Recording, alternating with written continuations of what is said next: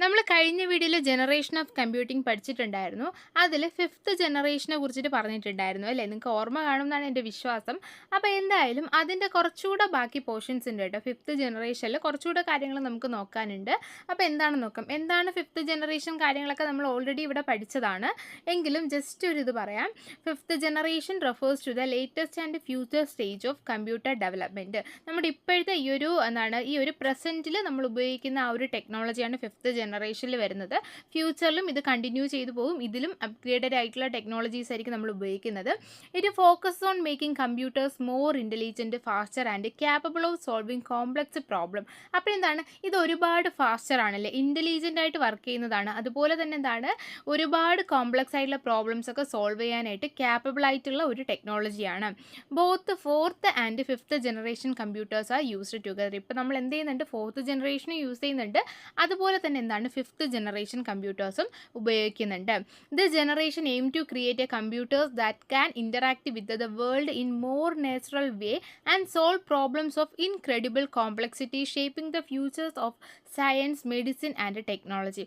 അപ്പോൾ എന്താണ്, ഈ ഒരു ഫിഫ്ത്ത് ജനറേഷൻ്റെ എയിം എന്താണ്, മോർ നാച്ചുറൽ വേസിൽ നമ്മളുമായിട്ട് കമ്മ്യൂണിക്കേറ്റ് ചെയ്യുക, ആളുകളുമായിട്ട് കമ്മ്യൂണിക്കേറ്റ് ചെയ്യുക, വേൾഡുമായിട്ട് കമ്മ്യൂണിക്കേറ്റ് ചെയ്യുക, ഇൻ്ററാക്ട് ചെയ്യുക എന്നുള്ളതാണ് ഇതിൻ്റെ പ്രധാനപ്പെട്ട എയിം എന്ന് പറയുന്നത്. അതുപോലെ തന്നെ എന്താണ്, ഭയങ്കര കോംപ്ലക്സ് ആയിട്ടുള്ള കാര്യങ്ങളൊക്കെ സോൾവ് ചെയ്യുക, നമ്മുടെ ഫ്യൂച്ചറിനെ തന്നെ എന്താണ് മാറ്റിമറിക്കുക എന്നുള്ളതാണ് ഈ ഒരു ഫിഫ്ത്ത് ജനറേഷൻ കമ്പ്യൂട്ടിംഗ് കൊണ്ട് ഉദ്ദേശിക്കുന്നത്.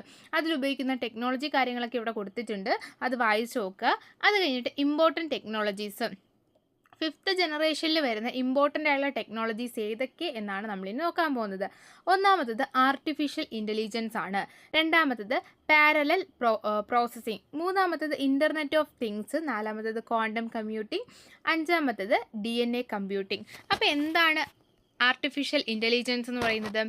This is the ability of a computer or machine to perform task that normally required human intelligence such as learning, reasoning, linguistic intelligence, perception, problem solving.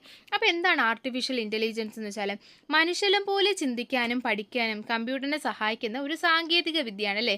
മനുഷ്യൻ എങ്ങനെയാണോ പ്രവർത്തിക്കുന്നത്, ചിന്തിക്കുന്നത്, ഡിസിഷൻസ് എടുക്കുന്നത്, അതേപോലെ അതേ എബിലിറ്റിയോട് കൂടി കമ്പ്യൂട്ടറിനും മിഷൻസിനും പ്രവർത്തിക്കാനായിട്ട് സഹായിക്കുന്ന ഒരു സാങ്കേതിക വിദ്യയാണ് നമ്മുടെ AI എന്ന് പറയുന്നത്. ഇതിൽ ലേണിംഗ് ഉണ്ട്, ഡേറ്റയിൽ നിന്ന് പഠിക്കുന്നത്, റീസണിംഗ് ഉണ്ട്, തീരുമാനങ്ങളൊക്കെ എടുക്കാനായിട്ട് സഹായിക്കുന്നത്, ലിംഗ്വിസ്റ്റിക് ഇൻ്റലിജൻസ് എന്ന് വെച്ചാൽ എന്താണ്, ഭാഷ മനസ്സിലാക്കാൻ പറ്റുന്നു, പെർസെപ്ഷൻ എന്ന് വെച്ചാൽ എന്താണ്, കാര്യങ്ങൾ തിരിച്ചറിയാൻ പറ്റുന്നു, പ്രോബ്ലം സോൾവിംഗ് എന്ന് വെച്ചാൽ പ്രശ്നങ്ങൾ പരിഹരിക്കാനായിട്ട് കഴിയുന്നു. ഇതൊക്കെ എന്താണ്, നമ്മുടെ ഈ ഒരു ആർട്ടിഫിഷ്യൽ ഇൻ്റലിജൻസ് AIയിൽ വരുന്നതാണ്. അടുത്തത് പാരലൽ പ്രോസസ്സിംഗ് ആണ്. It is a use of multiple processors working together to solve a single problem, increasing speed and efficiency. ഈ പാരലൽ പ്രോസസ്സിംഗ് എന്ന് വെച്ചാൽ എന്താണ്, പാരലൽ പ്രോസസ്സിംഗ് എന്താണ്, ഒന്നിലധികം പ്രോസസ്സർ ഇവിടെ ഒരുമിച്ച് പ്രവർത്തിക്കുകയാണ്. ഒന്നിലധികം പ്രോസസ്സേഴ്സ് ഒരുമിച്ച് പ്രവർത്തിച്ചുകൊണ്ട് ഒരു സിംഗിൾ പ്രോബ്ലം സോൾവ് ചെയ്യാൻ വേണ്ടിയിട്ടാണ് ഈ ഒന്നിലധികം പ്രോസസ്സേഴ്സ് പ്രവർത്തിക്കുന്നത്. അപ്പോൾ എന്താണ്, പെട്ടെന്ന് തന്നെ എഫിഷ്യൻ്റ് ആയിട്ട് നമുക്ക് എന്ത് ചെയ്യാൻ പറ്റും, പ്രോബ്ലം സോൾവ് ചെയ്യാൻ പറ്റും. അടുത്തത് ഇൻ്റർനെറ്റ് ഓഫ് തിങ്സ് ആണ്. The Internet of Things refers to a vast network of a physical object that are embedded with the sensors, software and other technologies for a purpose of connecting and exchanging data with the other device and system over the internet. അപ്പോൾ എന്താണ് internet of things എന്ന് പറയുന്നത്? ഇൻ്റർനെറ്റുമായിട്ട് ബന്ധിപ്പിച്ചിരിക്കുന്ന smart phone ഉപകരണങ്ങളും smart ഫോൺസുകളും അതുപോലെ ഒരുപാട് ഡിവൈസുകളുണ്ടല്ലോ, അതിൻ്റെയൊക്കെ ഒരു ശൃംഖലേനെയാണ് നമ്മൾ എന്തെന്ന് പറയുന്നത്, ഇൻ്റർനെറ്റ് ഓഫ് തിങ്സ് എന്ന് പറയുന്നത്. ഇൻ്റർനെറ്റുമായിട്ട് ബന്ധിപ്പിച്ചിരിക്കുന്നതാണ്, ഉപകരണങ്ങൾ തമ്മിൽ വിവരങ്ങൾ കൈമാറാനും പ്രവർത്തിക്കുകയൊക്കെ ചെയ്യുന്നുണ്ട് ഈ ഒരു ശൃംഖലയിൽ. നമ്മുടെ സ്മാർട്ട് വാച്ചസ് ആവട്ടെ, സ്മാർട്ട് TVs ആവട്ടെ, സ്മാർട്ട് ഹോം ഡിവൈസസ് ആവട്ടെ, നമുക്കറിയാം നമ്മുടെ ഫോൺ വഴി തന്നെ നമുക്ക് എന്ത് ചെയ്യാൻ പറ്റും, ഇപ്പോൾ സ്വിച്ച് വരെ ഓണാക്കാൻ പറ്റുന്ന ഒരു ടെക്നോളജി ഇപ്പോഴത്തെ കാലത്തുണ്ട്. ഇവിടെ എന്താണ്, ഡിവൈസുകൾ തമ്മിൽ എന്താണ്, പരസ്പരം കണക്റ്റഡ് ആണ്. ഇതിനാണ് നമ്മൾ ഇൻ്റർനെറ്റ് ഓഫ് തിങ്സ് എന്ന് പറയുന്നത്, IoT എന്ന് പറയുന്നത്. അടുത്തത് quantum computing. A new approach that uses the principles of quantum mechanics to perform calculations with the potential to solve problems that are currently impossible for traditional computers. എന്താണ് quantum computing? Quantum computing എന്ന് പറയുന്നത് ഒരു മെക്കാനിസമാണ്. Quantum mechanism ഉപയോഗിച്ചുകൊണ്ട് നമ്മൾ എന്ത് ചെയ്യുകയാണ്, calculations perform ചെയ്യുന്നതാണ്. നമ്മൾ ഉപയോഗിക്കുമ്പോൾ ബിറ്റാണ് ഉപയോഗിക്കുന്നത്. നമ്മൾ ഓരോ ഡിവൈസിലും ബിറ്റ്സ് ആണ് വരുന്നത്. അതിന് പകരം ഇവിടെ ക്യൂബിറ്റ്സ് ആണ് ഉപയോഗിക്കുന്നത്. ഇത് ഉപയോഗിക്കുന്ന സമയത്ത് നമ്മൾ ബൈറ്റ്സ് ഉപയോഗിക്കുമ്പോൾ 0, 1 ഇത് മാത്രമേ നമുക്ക് ഉപയോഗിക്കാൻ പറ്റുള്ളൂ. ഇത് രണ്ടും 0 അല്ലെങ്കിൽ 1 ഇങ്ങനെ മാറി മാറി നമുക്ക് ഉപയോഗിക്കാൻ പറ്റുള്ളൂ. പക്ഷേ ക്യൂബിറ്റ്സ് ആകുമ്പോൾ എന്താണ് പ്രത്യേകത എന്ന് വെച്ചാൽ 0യും 1ഉം ഒരേ സമയം അത് പ്രവർത്തിക്കും. അപ്പോൾ നമ്മുടെ കാൽക്കുലേഷനും കാര്യങ്ങളും നമ്മുടെ പ്രോസസ്സിംഗ് ഒക്കെ പെട്ടെന്ന് നടക്കും. വെയിറ്റ് ചെയ്യേണ്ടി വരുന്നില്ല. ഇവിടെ പെട്ടെന്ന് പ്രോസസ്സിങ്ങും കാര്യങ്ങളൊക്കെ നടക്കുകയാണ്. ക്വാണ്ടം കമ്പ്യൂട്ടിംഗ് എന്ന് വെച്ചാൽ ക്വാണ്ടം മെക്കാനിസമാണ് ഇവിടെ ഉപയോഗിക്കുന്നത്. നമ്മൾ കാൽക്കുലേഷൻ കാര്യങ്ങളൊക്കെ പെർഫോം ചെയ്യാൻ വേണ്ടി ക്വാണ്ടം മെക്കാനിസംസ് ആണ് ഉപയോഗിക്കുന്നത്. സാധാരണ ബൈറ്റിന് പകരം നമ്മളിവിടെ എന്ത് ഉപയോഗിക്കുന്നു, ക്യൂബിറ്റ് ഉപയോഗിക്കുന്നു. ഇത്രയേ ഉള്ളൂ വ്യത്യാസം എന്ന് പറയുന്നത്. അടുത്തത് DNA കമ്പ്യൂട്ടിംഗ് ആണ്. It is a form of biological computation that uses DNA molecules, enzymes and biological reactions instead of traditional silicon-based transistors to process information. ഇവിടെ എന്താണ് DNA കമ്പ്യൂട്ടിംഗ് എന്ന് പറയുന്നത്?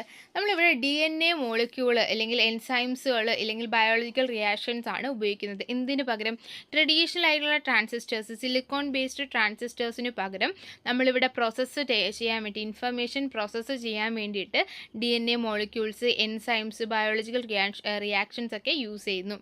ഇത്രയേ ഉള്ളൂ DNA കമ്പ്യൂട്ടിംഗ് എന്ന് പറയുന്നത്.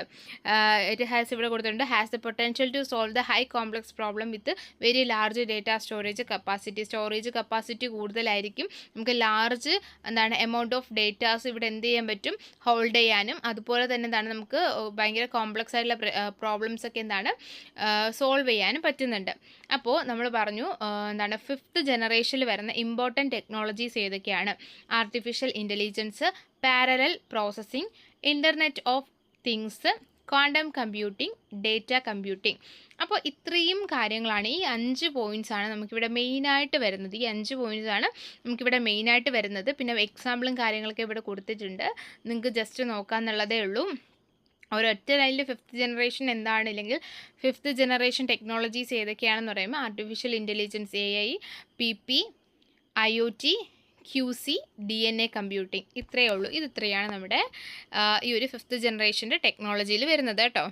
അപ്പോൾ ജസ്റ്റ് ഇതൊന്ന് വായിച്ച് വയ്ക്കുക. എന്നിട്ട് ഈ ഒരു പോർഷനിൽ വരുന്നത് നന്നായിട്ട് പഠിക്കുക. നമ്മുടെ ടെക്സ്റ്റിൽ വളരെ ഇമ്പോർട്ടൻ്റ് ആയിട്ടുള്ളൊരു ടോപ്പിക്കാണ് ഇത്. വളരെ ഇമ്പോർട്ടൻ്റ് ആണ്, ഞാൻ പറഞ്ഞിട്ടുണ്ട്. വളരെ ഇമ്പോർട്ടൻ്റ് എന്ന് പറയുന്ന ടോപ്പിക്ക് നിങ്ങൾ അവിടെ എഴുതി വയ്ക്കുക. വെരി ഇമ്പോർട്ടൻ്റ് എന്ന് പറഞ്ഞ് നിങ്ങൾ എഴുതി വെച്ച് വേണം പഠിക്കാനായിട്ട്.